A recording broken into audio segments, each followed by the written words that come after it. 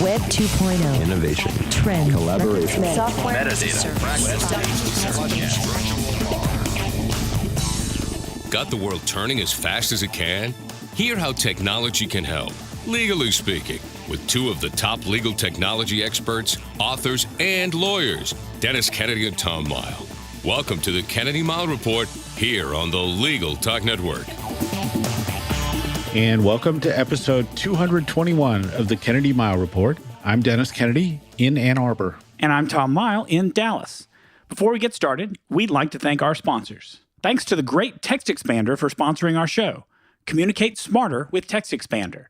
Gather, perfect, and share your knowledge. Recall your best words instantly and repeatedly. Learn more at textexpander.com/podcast. And we'd also like to thank ServeNow, a nationwide network of trusted, pre-screened process servers. Work with the most professional process servers who have experience with high-volume serves, embrace technology, and understand the litigation process. Visit servenow.com to learn more. In our last episode, we discussed cybersecurity in the context of collaboration tools and previewed a presentation Tom and I will be giving in October at the 2018 College of Law Practice Management Futures Institute in Boston. In this episode, we go back to basics. I noticed that Tom seemed to be mentioning more and more new hardware in his recent parting shots, and I have been thinking myself that I was due for a new laptop and iPad, especially with new iPads coming out this fall. So what's out there? What might you buy if you're in the market? And should you buy something new at all at this time? Tom, what's all on the agenda for this episode? Well, Dennis, in this edition of the Kennedy Mile Report, we will indeed be discussing laptops, tablets, and other hardware from the perspective of a prospective buyer. In our second segment, we'll talk about the notion of presence and status indicators in our communications tools and whether or not they're a good thing. And as usual, we'll finish up with our parting shots, that one tip, website, or observation that you can start to use the second that this podcast is over. But first up, buying new hardware. This time of year always makes me happy because the major manufacturers start to come out with new hardware, both for back to school and also for the holiday season. And it usually starts coming out in September and October so that people can be ready for it in time for buying gifts and whatnot. Not surprisingly, at this time of year, a lot of people find themselves in the market for new laptops, new tablets, new phones, new other gadgets. Dennis, other than trying to keep up with me, which is clear, what got you back into the market for laptops and tablets? It is shockingly clear that keeping up with you is one part of my thinking. But I guess the other thing is that I was just thinking about how long I've had my current MacBook and my current iPad, and it is a really long time. And so it's more than it's either 4 or 5 years, but it's definitely more than my usual 3-year replacement cycle. So I know that Apple's coming out with announcements of new iPads, and I'm many generations behind on iPads, and it works fine, but I've had it a long time, and I sometimes run into just memory issues with it because it doesn't have a lot of storage. So those things kind of came together, but it was an interesting thought process, Tom, because I just sort of felt psychologically it was time to move, even though I don't really have any disappointment with the computers I have, which is sort of unusual because I remember in the old days, especially with work computers, I would be ready to throw them out of the window or, and jump up and down on them just to try to get something new because it seems like they wore out and became obsolete really quickly. So it's kind of a different place I'm in now. So I don't know, Tom, whether you're in the market for laptops and tablets or maybe you're just always in the market. Well, I guess you could say I'm always in the market. I tell myself that I need to buy hardware regularly in order to keep up to date for this podcast or for articles that I write, hopefully for the blog that I hope to start posting and publishing again soon.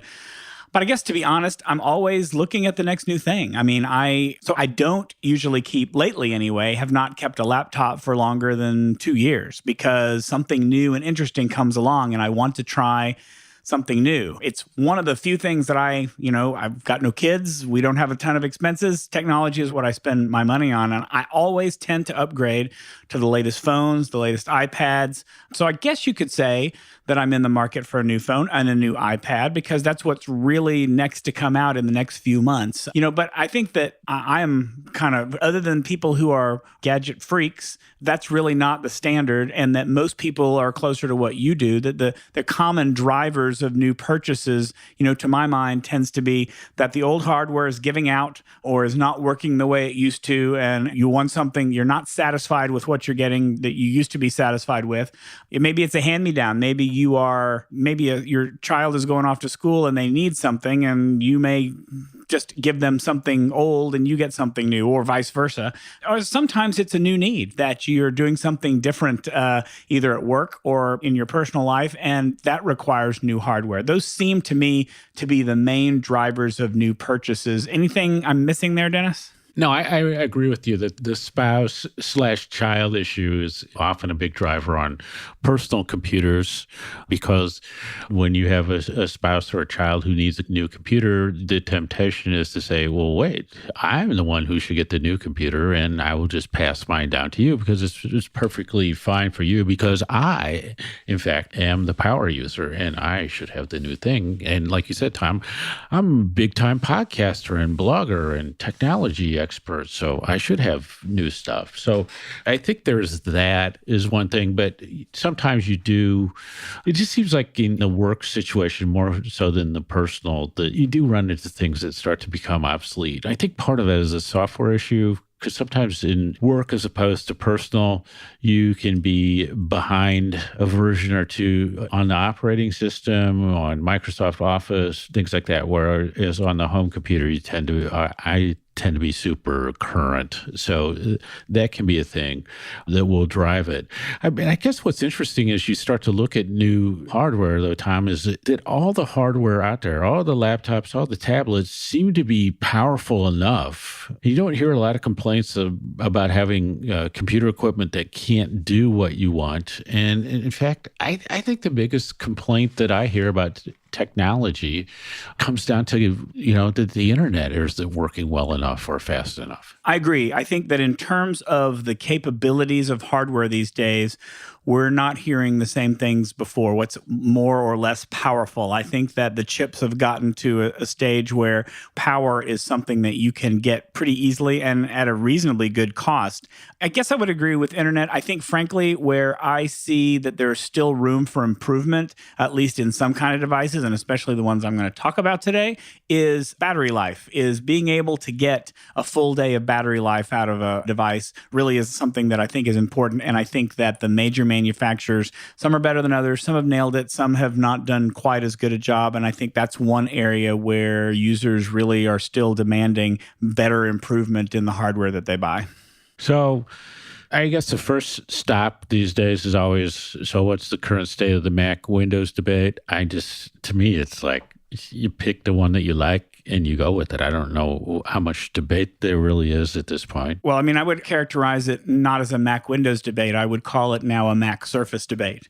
I don't know that Windows is unless you're talking operating system, then you're right. It's the one that you like. But if we're talking hardware, it's a Mac Surface debate. As opposed to the Dell, HP, Lenovo, you're saying. Well, that's right. I mean, I think, and I can talk about this more, I think that the major hardware manufacturers outside of Microsoft and Apple all put together, for the most part, reasonably good devices. But I think that in terms of the leaders in the market, I think it's a Mac Surface issue. And I think we'll dive into that a little bit more. But I think those are right now sort of the leaders in terms of quality hardware.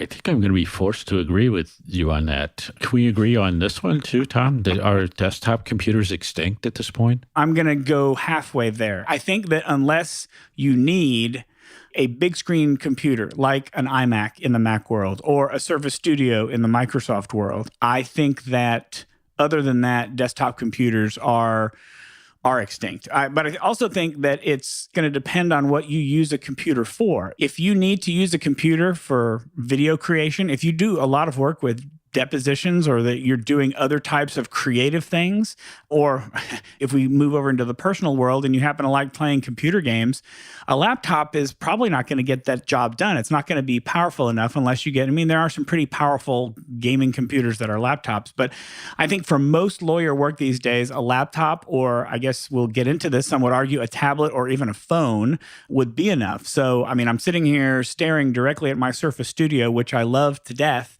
but I would imagine that once you get outside of that type of desktop, I don't see ads or reviews for any type of desktop computers anymore these days. Yeah, and I think that in a lot of cases that if you're, even if you're thinking about, upgrading a desktop or upgrading, a fairly recent computer, even a laptop, the purchase of a second or even a third monitor might be a better use of money than buying a new computer. Yeah, agreed. I think that's right. So back to the basics. It always seems like we come down to on hardware, whether we're driven by the new shiny thing or what I always like to call the job to be done. So do we want it just because it's new and cool, or do we want it because we have a specific job that we need to do? I think that job to be done thing really drove people to laptops because, that mobility, portability, being able to go from one room to another, from work to home, to travel, that was all really important. But I don't want to minimize that some part of my decision, especially on a new iPad, is just the fact that, Tom, as you know, a month ago when I was talking to you about iPads and whether I could get by with a new iPad rather than a laptop, that whole conversation and my whole effort toward doing that came to a screeching halt when I realized that Apple was going to introduce new iPads in the next week or so. And so I obviously wanted the newest one. Well, I have to say, in my mind, I don't think that it either is or has to be the new shiny versus the job to be done. Because to be honest, although I'm always looking out for the new shiny, if it doesn't fit the job to be done, I'm not going to get it. So I think that last year, the iPhone 10, great, great phone. I loved it. I thought it was great, but it doesn't fit my job to be done because I'm not in Apple's world anymore. And so I think that if you're looking at new hardware, I would resist the urge for the new shiny if it doesn't fit what you really need to get done and accomplished either in your work or your personal life. Yeah, and I think that you raise a great point because I'm firmly in the Apple world. It's just I've sort of gradually moved. I mean, I was in it for a long time, but I've sort of gradually kind of moved completely into it because I don't have a work situation that drives me to be in both Windows and the Apple world these days. So that's going to drive my purchases, and so the apps. I'm definitely more of a software person than a hardware person when you come right down to it. But when I look at this MacBook that I now use, there's a lot of great features, don't get me wrong. But if you boil everything down, what I like about the Apple world is I just think the build quality is so great. This laptop is actually old and it's great. It's solid. It's a pleasure to use it. But I think that build quality and reliability have become a big thing for me. And we could kind of jump into the Surface world now, Tom, because I think you've gone that direction. I don't know whether we just have sort of paralleled, but I think you found a comfort in the Surface world in the same way that I have in the Apple world. Well, yeah, but let me start out with Macs first, because I think Macs are great machines. I think that some reviews said that the most recent MacBook, the new MacBook that came out recently, is the best laptop you can buy, period. And I agree with you that the build quality of Apple is just tremendous. But I'm going to argue, and I'm hoping that the Apple fans out there don't completely disagree with me, that it feels to me that Apple's maybe been resting on its laurels when it comes to its laptops lately, that they're not innovating like they used to, which I think is what has kind of allowed the Surface to, I would argue, catch up somewhat, because I would make the argument that the build quality of some of the more recent, the Surface Book, the Surface laptop, is equal to Mac now. I mean, or at least a very close second to it, if it's not equal. I happen to, it's funny, I had an iMac here at home. I used a Mac for many years.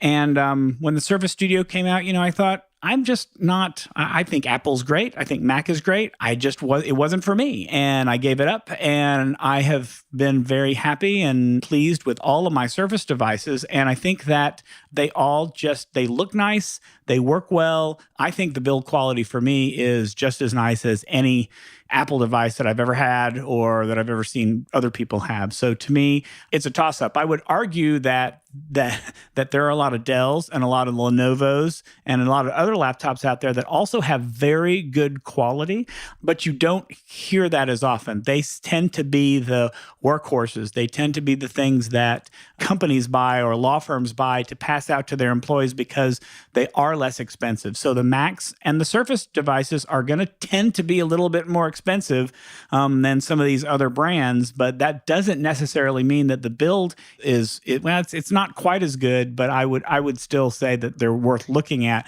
if you're in the market for a laptop. And my experience with the Windows Surface was great as well. I mean, it did have a few things that, I struggled with, but no big deal. You learn to live with that. But there were a lot of things I liked about it. And I think this moves us to tablets because I think the Surface brought us to that hybrid world of where you can say, hey, it's a laptop and it's a touchscreen at the same time. And I think we're now, because of phones and stuff, so used to being able to touch screens and have things happen that like my MacBook here, I know sometimes my wife will come up and put her fingers on the screen and be surprised that something doesn't happen when she's looking over my shoulder.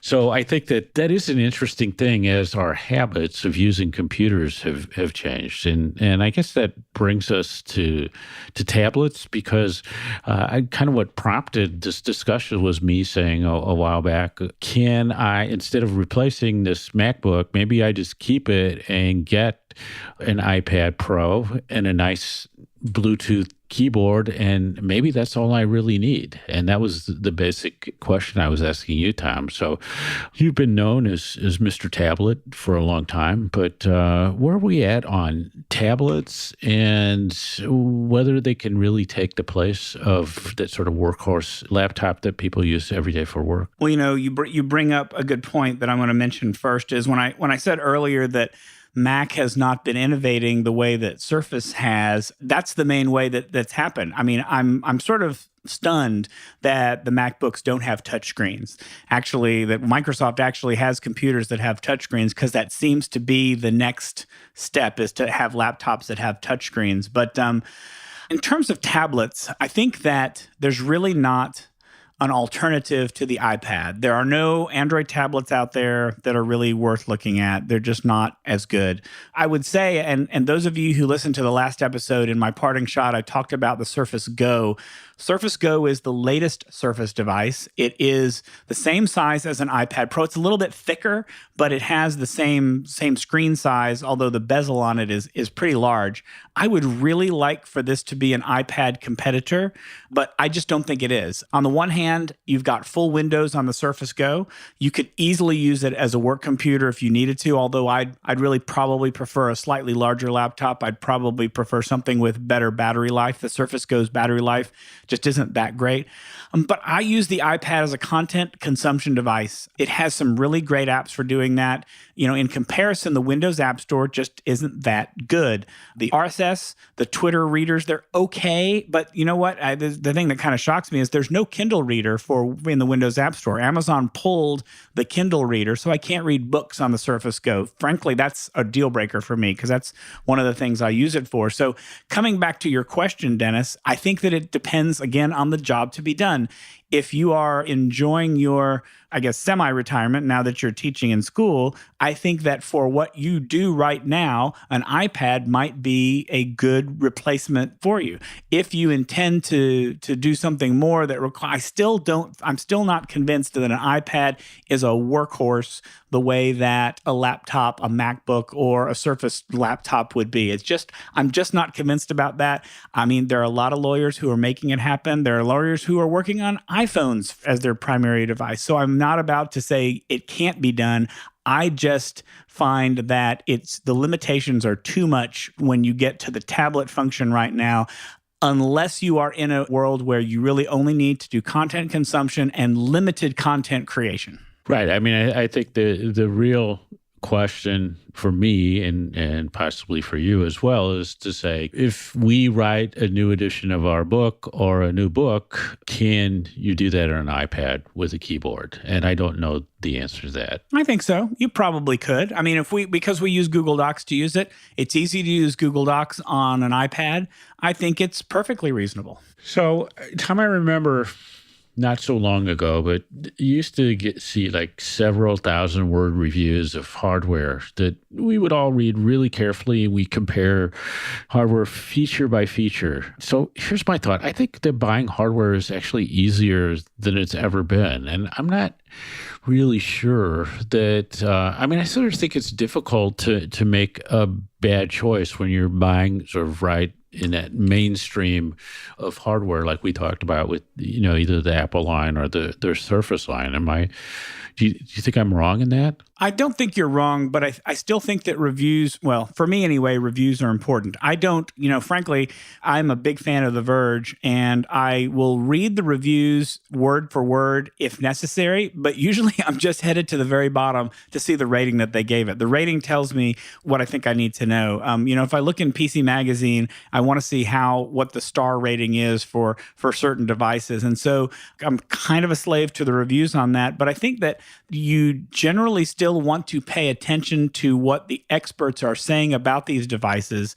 I don't think that you can automatically take it at face value, but I think that if you're in the market for a laptop, but you're looking for more of a budget buy or something that is probably not as expensive as a Mac or maybe even a Surface, then doing a Google search or going on PC Magazine to say, best mid-range laptops or something like that, and you're going to find a review that compares and contrasts them in a way that is accessible and easy to read. It's not 1,000-word reviews that you have to pour over every single detail, because I do think that they would probably all be good choices, but it is probably good to know here are some of the differences you need to pay attention to. And I guess the one thing we haven't discussed, but we'll mention so people didn't think we purposely left it out, is Chromebooks, which is that sort of low-end approach that you could take, which could work out perfectly well for certain situations and certain people, depending on what your requirements are. So my thought is that I'm now going to this notion on hardware, if anybody ever asks me the question of is that sort of personalization. So, what matters to you? What do you like? How does it look? I think you can make that more important. Obviously, what you're doing it for is important, how much you travel, how you collaborate with people. But I think that sort of personal, what is it you like? Because I think it's kind of hard to go wrong with what you pick. So I think that's a good thing. And I don't know. So that's my thought on that, Tom. We were going to talk about maybe some other hardware things. So maybe we can do like a lightning round on that. But other hardware that I am interested in, because like I said, it always seems like slow internet is what drives you crazy. But if I'm looking at hardware, it's probably going to be like a new router. And we've talked about that before. Mesh network, Dennis. Mesh network. That's what you need. And then this cool YubiKey thing for security is another $50 purchase, hardware purchase that seems to make sense. Anything on your list? Well, it's funny you should mention YubiKey, because Google actually has come out with its own recently, and I purchased it. It's going to take a while to get to me, so I'll report on it in a future episode of the podcast. But Google has come out with its own security key as well, and I'm looking forward to trying that out. So I think that's my most recent purchase. Of course, phones are coming out. I'm sure we'll be talking about it in an upcoming podcast, but I'm always in the market for the next Pixel from Google. Those are pretty much the things I'm looking forward to.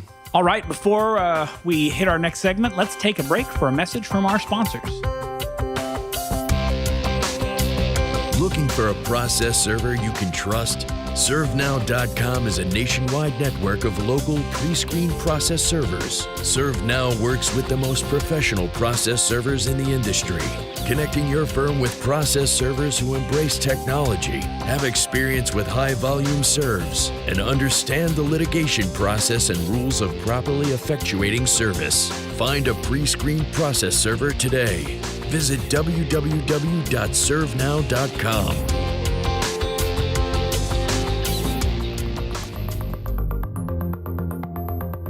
Text Expander is a productivity multiplier. Lawyers love Text Expander because with a short abbreviation or search while typing, Text Expander can produce cover emails for invoices or signing instructions, insert templates for consistent meeting notes, perform accurate date math on the fly, and instantly present things you retype all the time. Text Expander runs on Macs, iPhones, iPads, and Windows and works in any application. Visit textexpander.com/podcast for 20% off your first year. And now let's get back to the Kennedy Mile Report. I'm Tom Mile. And I'm Dennis Kennedy.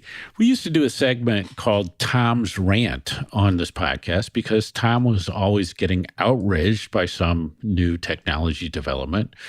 Well, Ranting Tom is back for this episode. This time it's because of a suggestion that we all should turn off those presence and status indicators in tools like Skype for Business. The concept here is that Tom goes into a tirade about this topic, and then I calmly try to express a reasonable counterpoint, and Tom either demolishes my arguments or ignores them completely because he is so disgusted with them. Tom, you may fire away. So, as I was preparing for the podcast, I probably got less energized about this topic than I was beforehand, but I'm going to give it a shot anyway.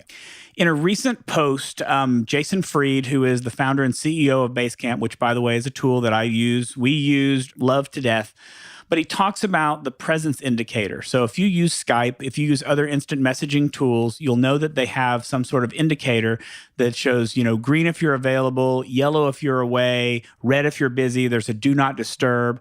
And he brags that the folks at Basecamp have turned off presence indicators. His reasoning is that everyone's status should be implicit. I'm trying to do my job. Please respect my time and attention. And I get that, and it makes sense. But he also says that we should be shifting our mindset away from, and I'll quote him, I have to call Jeff into a meeting now to discuss this new idea, to, quote, I'll write up my idea for Jeff to check out when he has the time, and we can chat about it live later, which, in my opinion, it's not the point of the presence indicator. If you use it right, if you use it the way that it should be used. If I'm working on something right now and I need some quick information right now, I'm not going to schedule a meeting with Jeff 2 hours or 2 days away. I need it right now.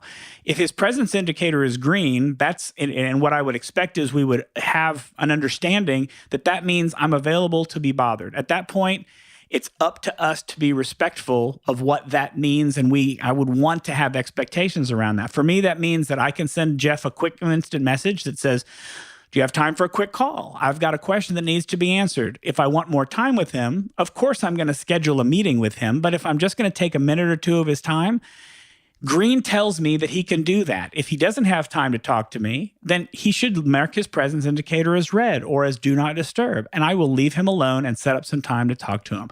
I think that used correctly, the presence indicator can achieve what he's talking about, what Jason's talking about. I want you to respect my time and attention, but I'm going to give you some help by telling you when I'm busy or when I'm free to talk, because it's not always about meetings. Sometimes it's about just getting a quick bit of information that you might need. If my presence is green, I am telling people you can bother me if you need to. If you need to talk longer, let's schedule a meeting to do that. But without the indicator, we are, I think, forced into scheduling meetings or assuming or not knowing whether that person is available or not. I think that presence indicator actually helps you to be more respectful of the person's time as long as everyone understands what it means. I don't know if that's enough of a rant to count, but I think that's my position on the subject. As you were talking, Tom, I was thinking that the red indicator is actually the important one. Like, I don't like the green indicator because it's on by default typically. And, sometimes it's tied to your activity on your computer. And to me, it just says, hey, I'm accessible, that if you want to send me something now and I'm around, you got a good chance of getting me. If it's red, that means I'm in a meeting or I can't do that, and we'll need to work around that.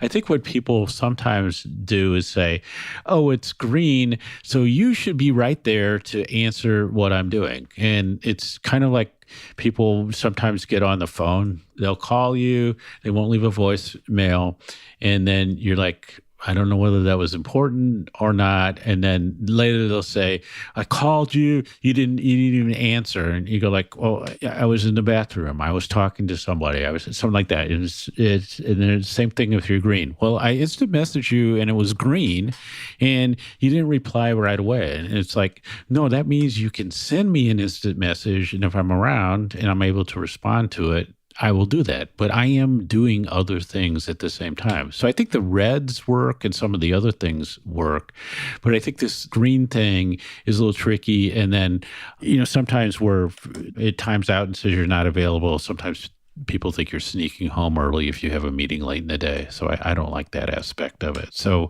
I wouldn't do away with it, Tom, like you said, but I do like the notion of people being smarter about it. It kind of goes back to what we used to talk in the old days about doing really good subject lines on emails. I mean, you can use these tools really well, or you can just use them to get yourself irritated and not consider other people. So I think it's a place we can all be smarter. So I think that you and I essentially agree on this. I think that you're right about green. I think it can be hard to interpret. And that's why having an understanding of what green means among friends or colleagues or whatever is important. I think that for us, I use Skype for Business, and Skype for Business is automatically going to turn me red when I have a meeting on my calendar. It's going to say that I'm in a meeting. So I think that that's really helpful. I think that part is helpful. I think it's the other stuff that's a little bit harder. I think that the reason why I got set off on this is that this felt like a topic we've talked about in the past, which was email bankruptcy. People were saying, email is hard. I don't know how to do email. Email is failing. So instead, I'm just going to declare bankruptcy, get rid of all my email, and tell people tough. And that sounds the same thing here. It's like dealing with other people is hard. So I'm just going to make you have to deal with me in a different way rather than help tell me what it is. And I just don't think it's that simple. I don't think it should be that touchy-feely. I think that there are ways around it, and there are ways that we can respect people in the workplace without having to say that we're going to do away completely with a tool that I think is potentially pretty useful. And one last thing I think we both can agree on is that there needs to be some nuance or a different color on the red that you're in a meeting. There should be a status that says, I am going to be on yet another horribly boring conference call. Please, for the love of God, interrupt me with instant messages so I have something to do. Color is a dark brown or a purple or a black or something, just the most depressing color in the world. Yes. Just please interrupt me with something entertaining. So now it's time for our parting shots, that one tip, website, or observation that you can use the second this podcast ends. Tom, take it away. So the tip that I have is a website, and I will caution that this website, I think, is kind of in its early days. So it may not be, it's got some useful information, but I think it will grow. I'm hoping it will grow over time. It's called podstand.co. And what it is it allows you to browse people's podcast subscriptions. So you can upload your own podcast subscription up there, and then you can see what others listen to for inspiration, or if you want to find a new podcast, or see what people who in the tech world, what you admire from them, what kind of podcast they listen to. I think it's a really useful and interesting tool. Right now, the people who are uploading things are people who happen to be in the tech world. So you may find that we're really heavy on tech podcasts, but there's nothing in this website that says that it's limited to tech people. So I'm inclined to maybe, I don't know if I want to go and upload everything right now when it's just me and other people in the tech world, but it looks really interesting. I've looked at a couple of people's feeds, and there are some new things in there that I might be interested in trying out. So podstand.co. Tom, mine is called Anki, Anki. And it's a flashcard application, and it's built on some scientific principles that help us memorize things. And so the basic idea is that once I've learned something, it becomes easy. Those flashcards are shown to me less often. I'm greatly simplifying this. And the stuff that I'm having a hard time with, it shows them to me more frequently. And that's going to help me memorize.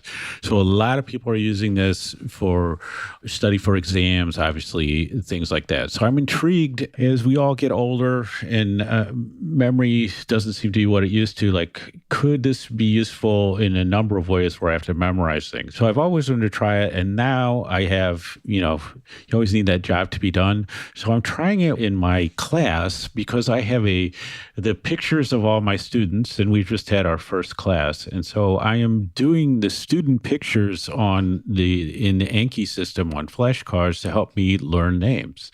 So tomorrow will be the first class I have with the students since I got the picture sheet. So I'm kind of excited to see how this works because I'm actually doing a fairly good job of learning names. What I'm really curious about is whether I'll have learned how to identify people from their pictures and does that translate to them in real life? So that'll be an interesting thing. But hopefully, I always wanted to be able to impress students by knowing their names quickly. So this is my way of trying to do that. So Anki, A-N-K-I. And so that wraps it up for this edition of the Kennedy Mile Report. Thanks for joining us on the podcast. You can find show notes for this episode at tkmreport.com. If you like what you hear, please subscribe to our podcast in iTunes or on the Legal Talk Network site, where you can find archives of all of our previous podcasts. If you'd like to get in touch with us, remember you can reach out to us on LinkedIn or leave us a voicemail. We always like to get voicemails for our B segment. That number is 720-441-6820. So until the next podcast, I'm Tom Mile. And I'm Dennis Kennedy. And you've been listening to the Kennedy Mile Report, a podcast on legal technology with an internet focus. If you like what you heard today, please rate us in Apple Podcasts. And we'll see you next time for another episode of the Kennedy Mile Report on the Legal Talk Network. Thanks for listening to the Kennedy Mile Report. Check out Dennis and Tom's book, The Lawyer's Guide to Collaboration Tools and Technologies, Smart Ways to Work Together, from ABA Books or Amazon. And join us every other week for another edition of the Kennedy Mile Report, only on the Legal Talk Network.